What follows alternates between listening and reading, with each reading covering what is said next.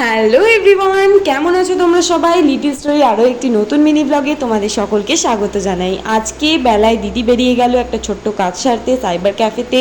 তাই জন্য দিদিকে টাটা বাই বাই করার জন্য আমি আর আমাদের কিছু সাঙ্গ পাঙ্গরা দাঁড়িয়ে পড়েছিলাম। সবাই মিলে ওকে টাটা বাই বাই করে দেওয়ার পরে দুপুরবেলা ও যখন বসেছিল নিজের কাজ নিয়ে, তখন আমি তো পৌঁছে গেছিলাম ওকে জ্বালাতে আর বললাম, দিদি তুই যখন ল্যাপটপ খুলেইছিস তাহলে একটু তোর ল্যাপটপে আমাদের ব্লগগুলো চালিয়ে আমায় দেখা। তারপরে আমি তো ওকে জ্বালিয়ে ঘুমিয়ে পড়েছিলাম। ঘুম থেকে উঠে দেখি বুলবুল জেঠু এসেছিল।